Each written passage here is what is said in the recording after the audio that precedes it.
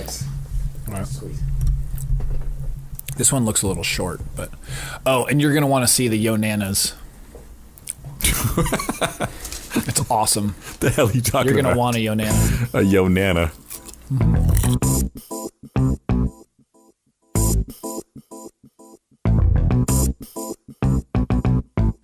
Dudes to Dads is a podcast to help men understand and navigate the transition of being a single dude into a family man.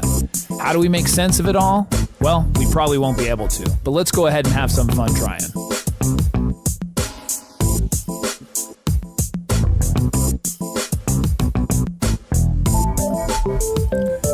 And we're back. All right. And we're front as well. I'm Jason Kreidman. I'm Alan Bush. This is Dudes to Dads. Dudes to Dads. On this episode of Dudes to Dads... No, different voice. I gotta use my regular voice. Yeah. We like to make voices, though, and you probably hear a lot of that in the intros. A lot of the intros we get silly and Yes, try to go into our history. But it's not really that we plan the intros. You just take the recordings from the outtakes and put them in there. Is that correct? I record basically the first 10 or 15 minutes of us just sitting here. And the audience would probably, it would be interesting to hear how many times I say, please don't put that in the intro. I just said something. Please don't put it in the intro. I might take clips of each one of those and just put that all in one sequence. That's a great idea, Not. On the next episode, Jason will be by himself. Jason, what happened to Alan? Well... it was a hospital incident, let's just say. And you can hear me recording by myself. It's like, it's like sounds horrible. It's like, yeah, but it's me. It's all me now. Oh, almost knocked Mike over. Yeah, no, there's no question that I could not do this with Mr. Allen and his expertise. In fact, you do this for other people as well. Yeah. Yeah, so Mr. Allen, I call him Mr. Allen. He's You younger. if you like. You're younger than me.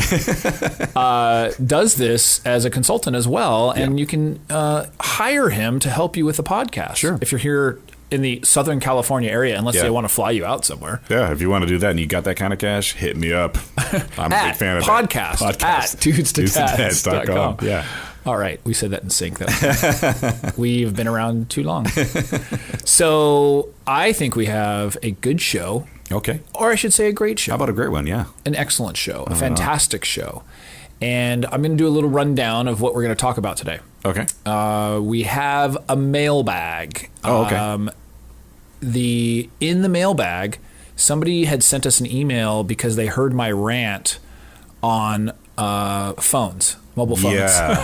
I forgot what episode that was, but it was a few one of the episodes back. That one got a good amount of listeners. Okay. And so go to iTunes. A gentleman named Colin wrote in. Okay. And suggested and gave us a link that I'm going to share with you. Cool. On SuperCharge, it's a dessert maker. I fell in love with this. Yeah. I this past week I had family in town. Cool. And I thought I was introducing this to my one of my sisters, her family, and they're like, yeah, we already have this. It's old news. This is totally old news. In fact, I don't even want to go there, but they actually know the person who invented it. It was a long story. Yeah, I'm like, forget it. That's crazy. I was thinking that I was like this, dynamic person in the family. Check what knowledge I have. Yeah, I found this new product, and all of a sudden, like my family's like, no, I already. And so we'll talk about that, and then on stuff to do. I just love this idea. In fact, I'm looking forward to doing this myself. Okay. And so, because most of the time it's things that I have done. Yeah. This was something that I had seen. Okay. And it was inspired by a television show that I was watching with my family. Okay. When my family was in town, I think it was called like American Ninja Warrior. Yeah. You ever seen this thing? I think I've seen that. Yeah. So this is inspired by that. Nice. Yeah. Then in Light Her Fire, Dr. Ellen will give us some awesome information about touch. And you know what? This actually ties into the last segment we were doing about school. Yeah. We touched on touch. We touched on touch. The idea of giving your children a massage or hugs and how important that touch is. Yeah. And so this actually talks about that. Now, I could have easily had that in the last episode. Yeah, but I wasn't aware of all the different things, so that's Sure. why it's tying it together. Right. So, but it'll be worth and it makes sense because that was about school. This is more about your partner, significant other. significant others. Well, yeah. partner, Yeah. Wife, Yeah. girlfriend, Whatever you want to call it. yeah, domestic Partnership. Then we go into Dad's debate. Okay, we got another debate. Oh, this one's good. It's about homework. Yeah. And I love debates about homework. Not Okay. really, but it's very entertaining. Okay. Homework just gives me a headache. Just the idea of homework. Although when I do Dad's homework, Yeah. that's good homework Right. because it's positive and it's not taxing and it's not something like you had when you're in school and you had homework. Yes. And then we have a quote of the day, and guess what? It's about homework. Oh, okay. I didn't know that I would be able to find a quote of the day about homework. That's really odd. But I did. Cool. All right. So let's get right into it with the mailbag. Mail, mail, mail. We got mail. So, Alan, you want to read to us? Sure. The mailbag. Pull the mail out. Yeah. Colin wrote to us. Yeah. There we go. Here, wait, Thanks for the sound effect. Some of the Foley we have here. Yeah. Actually, that was a bag of chips. Which happened to have some mail in it. Colin writes to us, I heard your rant about phones and thought you might like this article. And this is actually through the Huffington Post. Someone named Janell Burley Hofmann wrote an article that's called, To My 13-Year-Old, an iPhone Contract from Your Mom with Love. Right. So I was reading this and I noticed, I guess it was a couple years ago. And so I started reading a little bit into more about it. I actually then listened to her on a podcast, the author, and she was great. Yeah. And she's now a speaker and consultant and does this, talks about technology, And it was really, really interesting because my rant about mobile phones and how much I can't stand them and all these things, how it's ruining the kids and, and myself and everything. Yeah. It's really, this is coming from a very loving place, this mother. Yeah. And so she writes 18 different rules Yeah. that her son must abide by in order to have this iPhone. Okay. This is great. It is awesome. I mean, I'll give you an example of a couple of these. So the first one on the list, it's my phone. I bought it. I pay for it. I'm loaning it to you. Aren't I the greatest? So, when you establish these things right off the bat, I think it's much easier. I shared this with my family.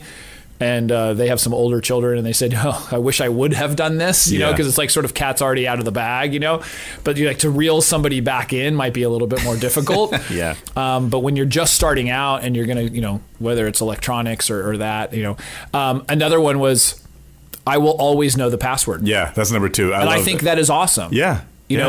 If you're saying, "Hey, I'm going to let you use this," and there's a huge argument, obviously, about privacy and the kids getting upset about privacy, but it's your phone. You bought it. You're allowing them to use this. Yes. And it's not that, you want to teach your kids responsibility and all that, but obviously they're going to be less inclined to do, scrupulous things Right. if they know you're viewing it, rather than hiding that from them and maybe secretly knowing what they're doing and doing it. 'Cause that could end up causing conflict. Right. Or the child might feel that it's an invasion of privacy after the fact, Sure. versus when they are getting this from the start. Yes. This And they is- just this is know what it not is. to put the stuff they don't want on there. I mean, go get a different phone. Exactly. They're You want a going to pay for it. contract and somewhere else, then go ahead. Right. They're going to pay for it. Yeah. So, and then just some practical, really good advice that she gives. I mean, do not text, email, or say anything through this device you would not say in person. Mm-hmm. And, that's obviously a great, there's so much good advice. I mean, I think she's really, I'd love to have her as a future guest. I mean, just, That'd be cool if she could come on here and read these to us. Yeah, and just talk about some of the things, because I have such an aversion to these phones. Yeah. That I thought this was really good. It was funny. One of the items mentions FOMO. Which the I've fear of heard. missing out? Fear of Yeah. missing out. That's a term I haven't heard, but someone brought it up at least 3 times. Right. Because there was a baby on board. This is when I went on a trip last couple weeks ago, and there was a baby with us, and that baby was trying to stay up because of FOMO. It's called a baby FOMO, fear of missing out. Totally. No, my children had that. Yeah. This one's good. Like, keep your eyes up, see the world happening around you, stare out a window, listen to the birds, take a walk, talk to a stranger, wonder without Googling. It's great. I mean, it's just, so some of it is serious a little bit, like with the passwords and things like that. Don't use porn, those kind of things. Right. But, a lot of it is showing sort of motherly advice. Yeah. You know, and I just thought this was great. I passed this around. I just thought it was really informative, and the style of what, you know, it was coming from a loving place, yet being very, very real and strict about it. Yeah. You know. Well, apparently she and her son actually did discuss this on Good Morning America. Oh yeah, they had a lot of publicity. Hilarious. Yeah, I think they got quite a lot of publicity from this. That's awesome. So you know, I'm coming in a little late. No, but that's great. It's like a good sport of the Well, kids this was sent to us, so like, yeah. I mean, I had never seen this, and they heard our rant or my rant. I should call it our rant. Yeah. And my aversion. I'll co-sign with you on that. Yeah, rant. my aversion to, you know, using the cell phones and just with kids and all this stuff, and just not wanting to give our kids phones. We should reach out to Mrs. Hoffman, Miss or Mrs. I'm not Either sure. way. But yeah, we will. We'll see what's happening there. So, and obviously, I'm looking at this article and the amount of shares, tweets, and pins and everything else. Wow, is insane. It's pretty popular. You know, 1,600 comments on this. So, wow, jeez. yeah, so that's really, you know, that's a testament that it struck a chord. Sure. You know, socially. So no, I like it. It's a great combination of great information and humor, right? Which resonates with almost anybody. Absolutely. So cool. So yeah, that was a great thing to share. So cool. Let's move on and let's go into SuperCharge. So as I mentioned, I was with family last week. Family was visiting, and this product that I had come across, I actually ended up getting this for my wife's birthday. Okay. Recently, because my wife likes desserts. Okay. But is very healthy. Yeah. And so this was an amazing combination. It is called a Yonanas. Yonanas. Yonanas. Okay. And what you do, it's kind of a strange looking apparatus. Think of it as like a mini blender kind of thing. Okay. You basically stick frozen fruit. Okay. Nothing else. No water, milk, sugar, ice, nothing. Okay. You stick the frozen fruit in this machine. It comes out as like frozen yogurt. It's insane. A solid piece of fruit. It goes in solid. Yeah. And it comes out in like a soft serve. Wow. Ice creamish, yogurtish texture, and it is incredible. Wow. My kids think this is ice cream. Yeah. I mean, it's just a big piece of fruit. It's just fruit. So we did bananas and strawberries. Different fruits. You can use strawberry, banana. I made a mistake. I froze some lemons because I like lemon flavors. And it was funny. We had... needless to say, there's not a lot of sugar in lemons. My nephew was over and my sister-in-law, and I made one with lemons and strawberries, and it was horrible. And so I was introing because I was talking this thing up so much. Yeah. I'm like, hey, check this out. This is so good. And then you should have seen the kids' faces. They were just the big pucker. Yeah. Yeah, I think we got it on video somewhere, and it was horrible. I mean, there's recipes that come with it, but of course, as just like any good male, I don't read anything. Yeah, who needs guidance? I didn't read instructions or the recipes. Yeah, just how do I turn it on? That's all I need to know. But apparently, you can add a bunch of stuff to it. There's insane amount of reviews on Amazon for it, and so that's how it came about. Was I was looking for something for my wife, just something among other things, and I was like, oh, this would be really cool. Yeah. And it's really inexpensive too. Right. And so it's a hit in our house. That's awesome. Yeah. Just don't use lemons. Right. Right. Yeah. Use the sweeter. But we'll put a link to it on the page for this podcast. So That's you can really cool. So people can purchase it, and if they purchase it through our link, we get those huge amounts of dollars that Amazon provides for referring people over there. Yeah, was it? And we can retire. How many do we need for that? 428 million Yonanas. All right. So, hey, get on it, guys. And you and I can retire in 20 years. Okay. Hey, sounds fair. Assuming we have Social Security. Yeah, exactly. So that was the SuperCharge with Yonanas. I'm going to check that out. Yeah. So let's go on and get into stuff to do. Dad, what are we going to do today? As I mentioned, the this episode, or I should say this segment of Stuff to Do, was inspired by American Ninja Warrior Corps, something like that. I've seen what you're talking. These guys are just incredible. Yeah, you take absolutely these. There's like a bunch. Basically, it's a lot of things. I guess a ninja would do. Well, yeah. I mean, climbing, grabbing, whatever, swinging through ropes or whatever. But basically, this is a much less thing. But it's building an obstacle course. Cool. Right. And I saw this as an idea, and I just am looking forward to doing this with my children. So, I mean, literally, you could do something as simple as like putting a basket out, you know, with some crumpled up paper, and that's one of the things. Like, you have to get 5 pieces of paper into the basket. Okay. And then the next thing could be, you know, you lay out a blanket and you go under a tunnel. Yep. You know, or something like that. Or, you know, you can set up a chair and like you have to sit and then like go on the ground 5 times or something. I mean, you can do whatever you want. And the idea is just making a fun obstacle course with your kids and allow them to help you build it and give you ideas. You know, so depending on how old they are or whatever. And then time it. You know, obviously, so they're not going to get hurt.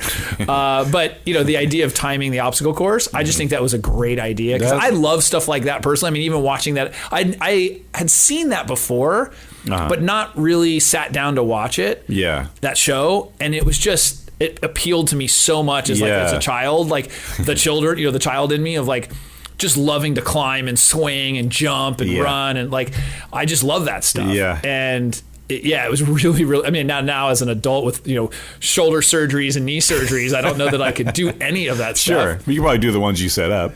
Yeah. Well, I can go under a blanket. Yeah, sure. That's what I'm saying. Yeah. Go into a blanket. I can sit on a chair. Sit on this cushion for 20 minutes. Right. Like do a dance and turn around. I mean, you could do some fun stuff with the kids. So, but I like the idea of like throwing paper into a basket. As long as they get it in there, then they can move on to the next. Yeah. You have to get it, you know, a couple of them. Yeah. Or, you know, you could, there's all kinds of different things you could do and be creative with it. Sure, you know? sure. And I'm sure there are stuff out there that, you know, there's homemade obstacle courses. I'm sure you look on Pinterest and there's probably a ton of ideas. There was a show a long time ago called Double Dare. Oh, yeah. I think that was something like that, right? Where they had kids going through this kind of obstacle course and they might get slime on them or something. Oh, yeah. It was like Nickelodeon. Nickelodeon, I think, had that. Yeah, I wonder if it's something, maybe we could find some old reruns of Double Dare. And get well, some I don't ideas. have those kind of resources, but they, you know, they have like... YouTube, sure. Yes. Well, yeah, but the huge padding. Oh, and, right. You know, the giant buckets of slime. Yeah, you get slimed at the end. But it sounds, I mean, it just seems like it'd be a really fun time. That sounds like fun, yeah. Absolutely. Even if you do it indoors, you don't have to do it outdoors. You know, but so we're going to check that out, and I'll report back on how my obstacle course goes. Yeah, that'd be great. If you could get a little footage of it, that'd be funnier. I will. I'll take a picture, as I always do. Yeah. Go, here, Alan, I'm actually doing what we talk about. Exactly. Yeah. So awesome. All right. Awesome. Well, let's get into Light Her Fire.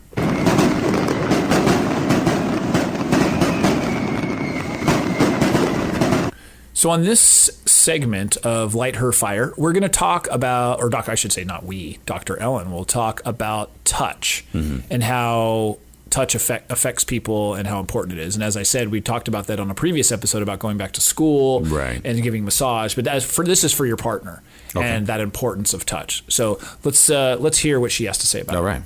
We make a connection when we touch another human being. Instead of touching humans, we've become a dog and cat petting society. I know a lot of men who come home and give their dog a better greeting than they do their mate. This week, I would really like you to get rid of the dog and put a human being in their place. I want you to spend this week touching your mate instead of your mutt. I love animals, don't get me wrong. I just don't think that they should get what you're not giving a human being. Touching promotes a feeling of closeness and communication. So in talking about touch and figuring out, you know, how important that is, it's just so true. You know, I mean, the idea of, you know, touching somebody, I mean, it always feels good. And certainly there are people who aren't as touchy, if you will. Yeah. And I would actually say that I'm not necessarily touchy as it relates to other people. Like, I'm not a touchy guy. You know, I mean, there's just people who are touchy. You know?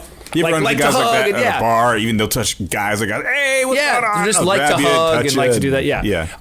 I think with my wife, I have learned and appreciate to be more affectionate in that way. So actually, you know, touch more and even consciously, because and I'm not sure why. It just, you know, was it public displays of affection or whatever, but just to make a little bit more effort to be that way.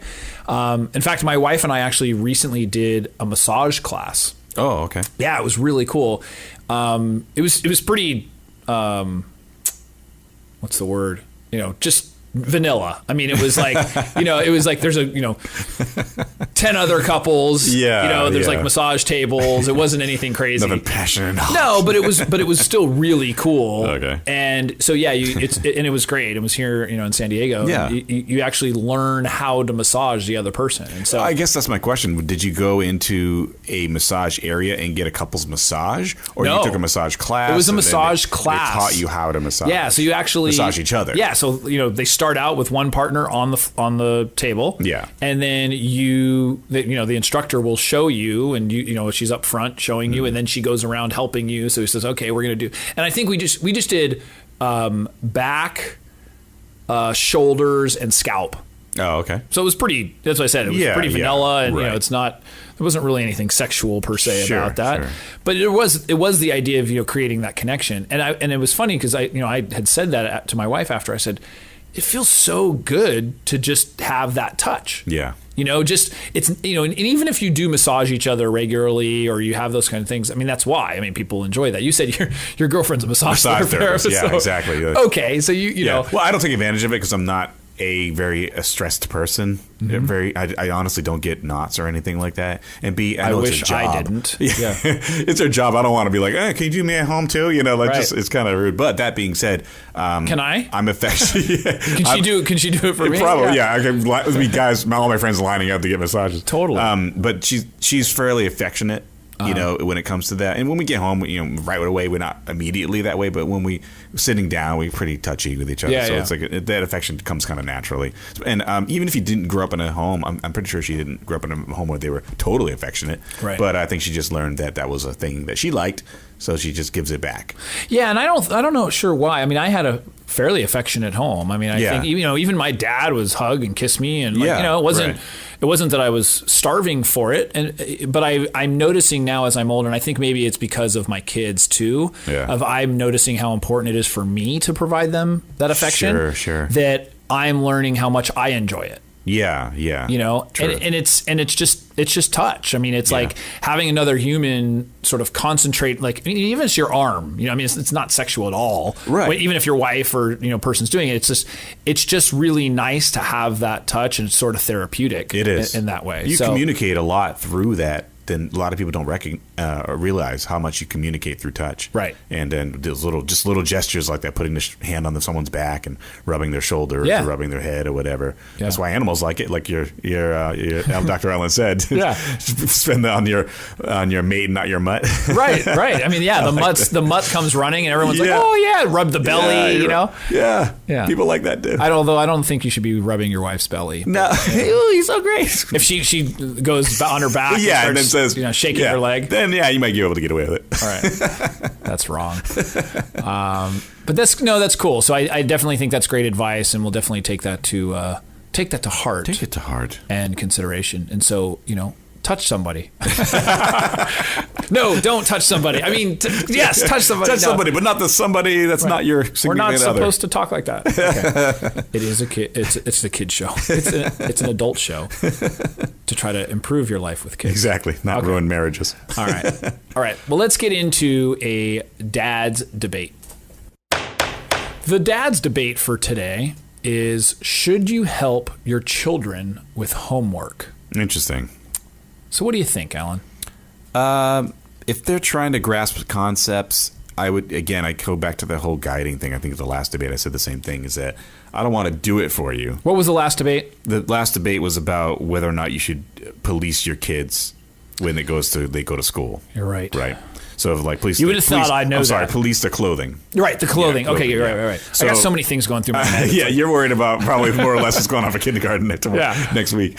But yeah, I think in the context of, that's really hard to answer that because I want to help them. Mm-hmm. And they might know more than me, to be honest with you, at this point. But I think I was pretty good in school, and especially in the early times when they're trying to figure things out, I'm like, well, what do you think the answer is? I might go in that route and be like, all right, well, let's figure it out. Maybe we should try this, or is there a place where you can grab this answer? And so I don't want to give them all the answers. I kind of want them to figure it out for themselves, because then that teaches them how to kind of do thought processes and maneuver through the thing. So yes, I do agree you should actually help your kids with homework, but not do the homework for them. So interesting. There was a study last year, University of Texas at Austin and Duke University. I guess they combined and got together. And it says to help their motivation, but not to instruction or not to instruct them on homework content. Right. So you're actually helping them motivate them to that it's important to do their homework, but you're not actually helping them. Okay. So I think there's a line, maybe, like you said. I mean, you're kind of saying, hey, well, it's important to do this and do that, but they need to figure it out themselves. There's critical thinking skills that get developed when they kind of figure it out for themselves. Right. Yeah. So this is a bigger, do they get value in you helping them? Mm-hmm. You know, we could go on and talk quite a debate about homework in general. Sure. I personally, and I'll put it out there, I think homework is ridiculous. I think it serves very little purpose because of, and there's a quote at the end of this to kind of reiterate what I think. But, okay. I take that back. It's not that it has no purpose. A lot of it is reinforcing the exercises and reinforcing the things that have done. Oh, sure. And a certain amount of discipline. Sure. But when you are in school for 6 to 8 hours, you don't need more work. I agree with that. I do not need work when I go home from work. I totally agree with that too. I have it. Yeah. But that's because it may pay more, or you're trying to get a jump on something or whatever that is. But that's a choice. That's not something you kind of have to do. I really am against the idea that a child who goes to school for that long of time, has to come home and do more work. It's almost like saying to the teachers, why, aren't you efficient enough to teach this in the classroom? Well, no. You know what it is? And it's not necessarily the teacher's faults. Right. I mean, if you talk to educators and you talk to a lot of it, what it is the teachers are often required to make sure that their class knows certain information, and they're tested and all this stuff. And so, and it's there's a ton of political stuff too. Yeah, absolutely. But the idea that it's like they're not able to teach it all in that cramming of time. No, you're right. Then they have to give homework. It's like this. It's a vicious cycle. I mean, it's the system. It's everything else. There obviously is different types of teaching and different types of things where people learn at different paces. There's video learning now, and all that stuff. And so like the Khan Institute, or what is it called? Or the Khan Academy online, where you can learn your own things and learn at your own pace, and all kinds of stuff. So there's definitely that comes into play. But the idea of, I guess the question of just, do you help your kids with your homework? It was interesting. So I'll read this. Just it's parent help can backfire when it involves providing instruction on homework content. Mm-hmm. In contrast, parents will support their kids' school success when they communicate clear expectations and help students develop a homework routine. Students who have clearly defined routine around homework, a set time, a set place, and a set way to complete homework, are more likely to believe they can overcome the challenges while doing the homework. And it says, homework is especially good opportunity for parents to help young kids develop self-regulatory skills by modeling study strategies and helping students set goals and make plans for completing the homework. Which, it strikes a chord. It strikes a chord with me of the need that we even have to talk about whether to help them or not. Because for me, I would prefer they don't have homework. Right. In fact, I would certainly welcome any arguments at podcast@dudestadads.com. There you go. Or on Twitter @dudestadads, and talk about homework. I mean, do you guys think that that's a good idea? Should children even have homework? Should we help them with homework? Yeah. I just thought this was interesting because it struck that chord with me about, helping. The title of the article is called, helping children form good study habits. I agree, they're studying and they're learning. But the amount of homework that these children get, when you start getting, even in elementary school, it is insane. Oh, here's the other kind of counter argument for at least getting homework and seeing what's going on is actually that in and of itself, to see what's going on. Well, if the kid brings home the work that they do in class and you see it and you go, well, yeah, well, there's some better insight now into that. I mean, with, there's online and things. So there's some better insight to, where your children are at and sort of, what they're doing. Yeah, it's true. Whereas in the olden days, back when we were kids. Yeah. In my day, when I was a kid, we had paper, pencils and pens. We knew how to write and cursive even. Totally. And you had to bring your homework home. And then I remember my parents helping me at the table. And it was like, at what point do you need to be just a kid? I know, and there's where that whole debate comes into play, and I do agree with you. I think homework's really. You got to do your homework, and then you got to get into a good school, and then you got to get a good job. I mean, it's like this. There's a movie. You go outside and play. There's a movie called The Road to Nowhere, and it totally explains that. There's a lot of studies and things against it, and I think the teaching community, which I'd love to hear from them too, has a dilemma. Yeah. It's like, because there's a tremendous amount of wonderful educators and they care about the children. Absolutely. And they want what's best. I know several. Several teachers. But yet, sort of being forced, if you're forced to do something or thinking that this is the best way to do it and having the homework. And some of it is just selfish on my part is like, I don't want to be sitting there and spending my time. I don't think that's necessarily quality time. Right. I'd rather be going and doing some activity with my child. Yeah. And if it is learning, then great. I don't mind doing activities that help them learn. Yeah. But the idea of sitting there and working on an iPad to do the math problem, right? It's tough because they've been doing that all day. Sure. Sure. It's a difficult thing to kind of support for me. And it's one thing, I guess, if it's like a project, like a certain thing that and I'm not saying completely do nothing. Right. But for a child to have 3 hours, no joke, it is between 2 and 4 hours sometimes or whatever. Yeah. That's ridiculous. Not at the young age of like first grade, second grade. No, but still. But in elementary school, they start having growing years, and then forbid they have like a class. Like a sport they have to attend to as well. Right. So then they have to do it after the sport. Yeah, I remember even kids in my family, a nephew or niece and stuff. They were going to sleep at 10:30, 11 o'clock, and it wasn't because they were just having fun. Yeah. They were doing sports, and then having to do homework, then eat, and then come home, do homework, and they're not watching TV. Yeah, and it's like they're not in college yet. Like leave them alone. No, I guess are they preparing? Okay, great, but preparing for what? I don't agree. Yeah, so there's some proponents of that. We'll obviously argue on both sides. Sure, but that's the debate. So cool. Anyways, we'll put a link to the article. Yeah, from the New York Times, right? Room for debate. It is. Yeah, it is. So we'll put a link there. Cool. And then let's go on to a quote of the day. All right. There's 2 of them this time. The first one, I have no idea who said it. Actually, you know what it was? It was your e-cards or some e-cards. Have you ever seen these things? Oh, yeah. Some e-cards. It said homework because 7 hours of school wasn't enough. It's kind of what you were just saying. Totally. Yeah. I love it. Yeah, I love that's it. Hilarious. And then the second one, same thing. If kids haven't learned the concepts by the time they leave the classroom, the homework is pointless. Yeah. That's kind of what I was just saying. Yeah. It's like, if we haven't got it done within those 7 hours, then maybe we should do it tomorrow. Right. Or maybe there's too much work or too much requirements for the children. So we're not going to be ahead. There's other countries that are getting ahead of us. So with that, this was a little bit shorter of an episode, but I thought it was some important information to share. Yeah, that's great. So we will see you next time. Don't forget podcast at dudestodads.com if you want to get in contact with us. Yep. Facebook. Also, iTunes, Stitcher. Twitter.